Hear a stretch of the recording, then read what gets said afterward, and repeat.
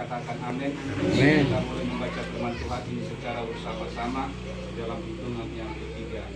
1, 2, 3. Supaya jangan ada orang yang menggoyang imannya karena kesusahan-kesusahan ini. Kamu sendiri tahu bahwa kita ditentukan untuk itu. Sebab juga waktu kami bersama-sama dengan kamu, telah kami katakan kepada kamu bahwa kita akan mengalami kesusahan.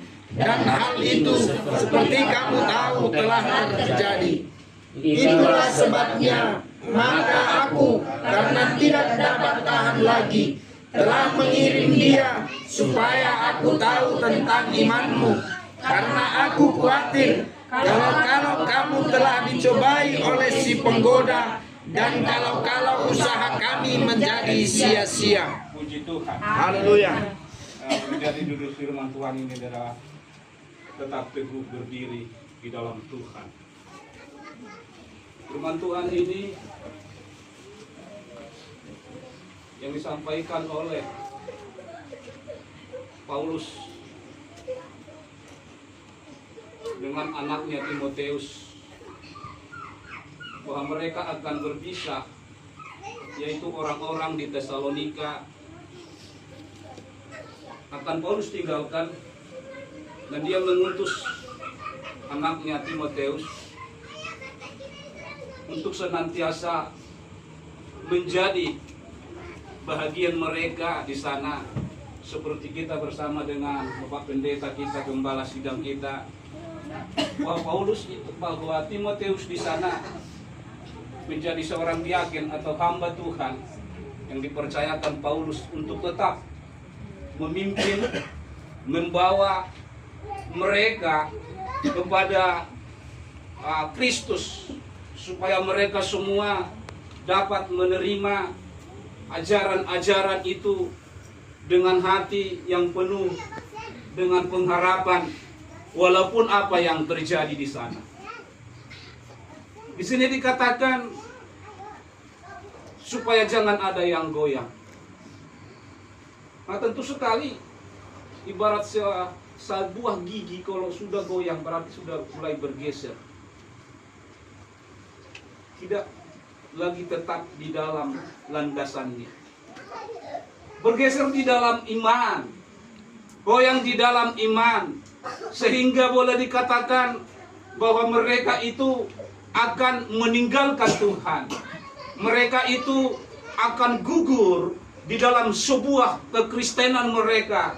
Dan itulah yang ditakutkan oleh Paulus, agar mereka tetap di dalam satu hal, agar hidup mereka jangan pernah berubah apapun yang terjadi. Ini bukan hanya kepada Tesalonika saja. Ini berlaku bagi orang-orang yang percaya di akhir zaman. Kesusahan demi kesusahan akan dialami oleh orang yang percaya. Karena Paulus berkata, karena kita sudah ditentukan di sana untuk mengalami kesusahan-kesusahan itu. Penderitaan-penderitaan itu, cobaan-cobaan itu. Tetapi banyak orang yang percaya akan Tuhan meninggalkan yaitu imannya oleh karena kesusahan-kesusahan, oleh karena peristiwa-peristiwa yang mengalami setiap kehidupan mereka. Ada mungkin kesusahan di dalam ekonomi. Ada mungkin itu kesusahan di dalam hal sakit penyakit. Ada mungkin itu kesusahan di dalam sebuah kehidupan yang sangat-sangat tidak sampai, sudah batas-batas yang sangat rendah sekali, sehingga banyak orang lari. Dan inilah yang dikhawatirkan oleh Paulus, menekankan kepada orang-orang yang ada di Tesalonika supaya mereka semuanya akan teguh di dalam Tuhan. Maka kalau kita datang kepada Tuhan karena semuanya ada, itu sah-sah saja. Tetapi bagaimana ketika kita diperhadapkan dengan sebuah kesusahan-kesusahan yang sangat berat sekali, sampai kita mungkin sudah habis pikir dan tidak bisa melakukan sesuatu hal lagi. Nah, kita orang yang percaya, kemana kita pergi? Tentu sekali di dalam mengikut Tuhan itu, bukan Tuhan memanggil kita supaya kita tetap bersenang-senang, penuh dengan harta yang berlimpah, tentu dengan kebahagiaan yang senantiasa. Pujian kita berkata bahwa apa dikatakan di sana? Tuhan tak pernah janji langit selalu biru. Artinya bahwa Tuhan tidak menjanjikan hal-hal yang enak secara lahiriah di dalam kehidupan manusia ini. Tetapi perlu ada sebuah kesukaran, ada sebuah pencobaan, ada sebuah hal-hal yang akan dialami, sekalipun itu bertentangan dengan kehidupan kita selama ini, sehingga membuat kita semakin mengerti tentang sebuah rencana Tuhan. Jadi apa yang harus kita dapat? Apa yang harus kita ketahui ketika ujian, pencobaan, penderitaan itu, agar iman kita tetap berdiri kokoh di hadapan Tuhan? Supaya bagaimana? Kenapa Paulus berkata, karena kesukaran-kesukaran ini ditentukan untuk kita. Bukankah mengikut Tuhan itu sesungguhnya bahwa saya itu lepas dari sebuah kesukaran? Bukankah saya mengikut Tuhan itu supaya saya senantiasa untuk memperoleh sebuah kebahagiaan? Tetapi Tuhan izinkan itu supaya kita senantiasa, yaitu yang pertama, yaitu kesusahan, pencobaan, penderitaan, supaya kita membuktikan realitas iman. Iman ini, iman yang tidak dapat diuji, tidak dapat dipercaya. Jadi kadang iman kita diuji, supaya bagaimana? Supaya menjadi iman yang murni, iman yang teguh. Karena pencobaan, kesukaran ini yang terjadi saat ini, dikatakan oleh firman Tuhan, karena akan tiba masa kesukaran yang besar akan menimpa seluruh isi bumi ini. Jadi jangan kita anggap, walaupun bagaimana keadaan kita saat ini, tetapi itu merupakan suatu ujian bagi iman kita. Bagaimana? Apakah iman kita itu tetap teguh?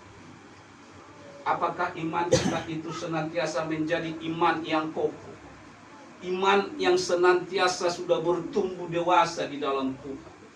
Adakala Tuhan melakukan itu kepada orang-orang yang percaya, supaya mereka mengingat kebesaran Tuhan, supaya mereka menyadari bahwa hidup kita ini adalah suatu kehidupan yang terbatas, yang senantiasa pada suatu saat mengalami sebuah kerapuan dan akan membuat kita akan semakin jauh. Tetapi Tuhan memberikan sebuah tawaran, sebuah pengharapan agar orang-orang pilihan Tuhan itu menjadi orang-orang yang benar-benar mampu bertahan di dalam segala keadaan. Jadi pola benar sakit di atas itu, kita akan percaya itu, dan Tuhan berikan itu kepada kita, supaya iman kita itu menjadi iman yang benar-benar murni, yang senantiasa seperti yang dikehendaki oleh Tuhan. Dan yang kedua adalah kesusahan, penderitaan, pencobaan, supaya kita memperdalam persekutuan kita dengan Tuhan. Mungkin kita lebih dekat kepada Tuhan saat kita mengalami sebuah kesukaran. Mungkin kita lebih dekat dengan Tuhan saat kita mengalami sebuah sakit penyakit. Mungkin kita lebih dekat dengan Tuhan saat pencobaan-pencobaan terjadi di tengah-tengah kehidupan kita. Itu orang yang percaya. Saya sadari gitu. Jadi gue martangiang belum marsahita. Bamarsahit mantos budam. Saudara alami atau tidak? Kalau itu saya alami. Kalau keamanan aman saja, semua disediakan Tuhan, berkat berlimpah-limpah, pekerjaan dengan luar biasa, pasti kita akan sedikit akan goyang iman kita. Artinya hubungan kita dengan Tuhan sedikit akan bergeser. Karena kita pasti itu sebagai manusia akan sibuk dengan hal-hal yang kita alami, dengan pekerjaan mungkin. Tapi ketika kita mengalami suatu kesukaran, sebuah kesusahan, sebuah pencobaan, maka di situ kita memanggil Tuhan. Maka oleh sebab itu, bahwa apapun yang terjadi bagi hidup kita, jangan pernah kita putus asa. Amin. Kita percaya. Masa Tuhan, masa anak-anaknya yang berseru-seru memanggil Tuhan, yang siang malam menyerahkan hidupnya kepada Tuhan, Tuhan tidak pedulikan. Tapi satu hal, jangan kita berputus asa. Ketika kita sudah berputus asa, maka inilah jalan untuk membuat kita akan hilang harapan, akan hilang akan kasih Tuhan di dalam hidup kita. Malam hari ini, Bapak Ibu Saudara yang Tuhan kasih, kita tetap bertahan seperti pujian kita tadi di dalam tekanan apapun itu, karena Yesus sungguh setia bagi hidup kita. Dan yang ketiga adalah kesusahan, pencobaan, penderitaan memberikan kita membuang kotoran dosa, menjadi emas yang murni, menjadi emas yang benar-benar dinyatakan bahwa itu adalah murni, akan berulang kali dibakar sampai keluar semua kotoran-kotoran dari sana. Sesungguhnya menjadi emas yang murni, yang indah, yang senantiasa berharga itu tentu sekali melalui proses. Begitulah kita orang yang percaya bahwa kita tidak hanya tinggal sampai hari ini saja, kita tidak hanya seperti ini saja, tetapi iman kita menjadi iman yang meneladani keteladanan Kristus, di mana kehidupan kita akan semakin dimurnikan oleh Tuhan, diberikan Tuhan pencobaan sehingga tetap setia. Apakah kita benar-benar tetap setia kepada Tuhan? Tetapi mari kita anggap itu sebagai sebuah pemurnian di dalam setiap hidup kita. Jadi orang-orang yang selalu memberikan hidupnya, orang yang mengalami kelepasan dari setiap masalah pencobaan, supaya dosa-dosa kita yang terjadi, yang kita alami selama ini menjadi habis semua dikikis, oleh karena Tuhan mau mengkehendaki supaya orang-orang yang kudus, orang-orang yang berkenan kepada Tuhanlah yang layak diterima Tuhan, menjadi orang-orang yang Dia pilih menjadi pewaris kerajaan surga. Maka saat malam hari ini Bapak Ibu Saudaraku Tuhan, kesusahan apa yang kamu alami saat ini?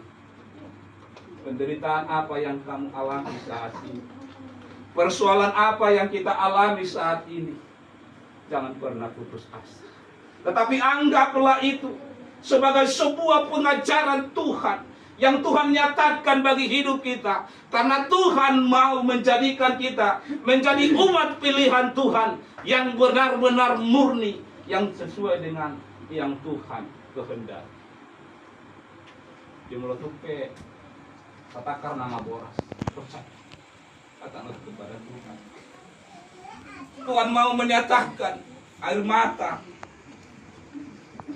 dari hati yang paling dalam untuk Tuhan kumpulkan dalam sebuah kehidupan. Akan Tuhan perhitungkan kelak itu. Tuhan mau air mata yang keluar dari kata kita menjadi air mata yang penuh dengan penyesalan. Jadi kita orang-orang yang percaya dituntut oleh Tuhan bukan orang bersenang-senang, tetapi kita dituntut untuk senantiasa mampu menderita. Tetapi Tuhan hadir di sana, tidak kita sampai tergeletak, sebab kasih Tuhan akan menopang kita. Tuhan tidak membiarkan kita sekali-kali, Dia akan selalu hadir untuk menjadikan kita menjadi anak kepunyaan Tuhan. Malam hari ini Bapak Ibu Saudara, percayalah, datanglah kepada Tuhan, sehingga hari ini Tuhan mau nyatakan mujizatnya bagi hidup kita. Haleluya.